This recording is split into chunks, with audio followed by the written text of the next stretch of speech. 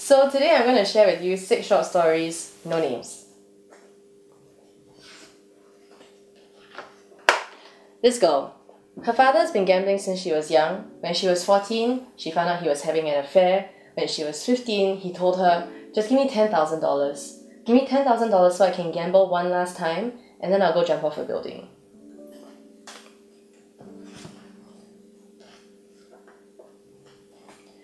I saw the scar of the bite mark that his ex-girlfriend left on him.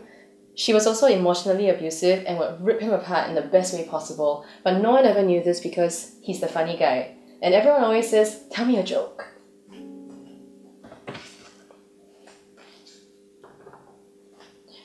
She once stood by the window crying uncontrollably, 25 stories high, and it took the strength of every single muscle in her body not to jump down.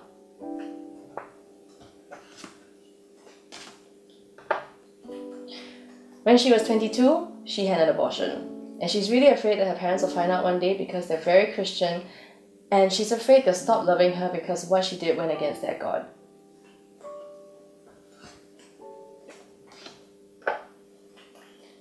She's lesbian. When her parents suspected, they told her to stop it because what she was doing was hurting the family because relatives were talking. She really wants to connect with them, but she can't because they've only ever told her how to be a good person and never stopped to listen to the amazing person she had become.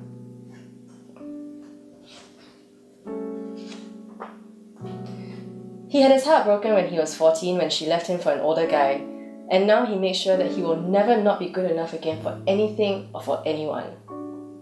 And these stories.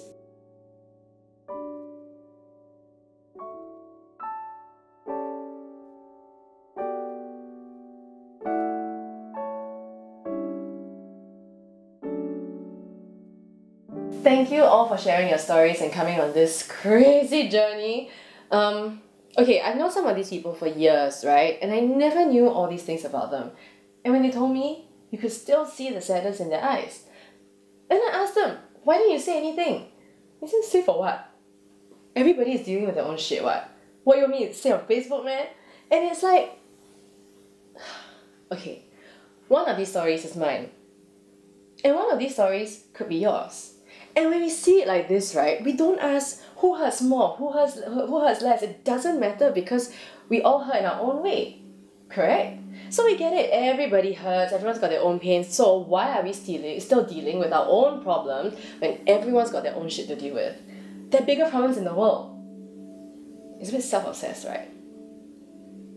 I've got a question.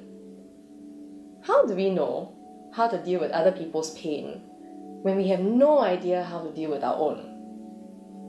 And I truly believe that if we learn how to care for ourselves, then we will naturally learn how to care for everyone else. Okay, unicorns. Unicorns are invisible. If one day you found one, you would prove that they exist, and when you do, please call me. But until that day comes, right? You scientifically cannot prove that they don't exist. How can you prove that the invisible is not there? Cannot, right? So, I believe that there is this invisible thing, this unicorn inside each and every one of us that will help us to believe that yes, I am worthy, yes, I am of value. And when we find that, we start to recognize that other people are on their journeys to find theirs.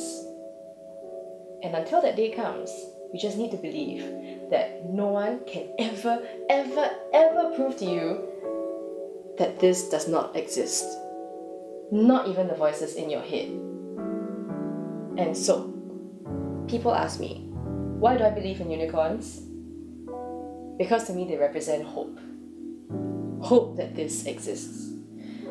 And until then, I have some links to some great videos that give me hope. I put them in the description box down below.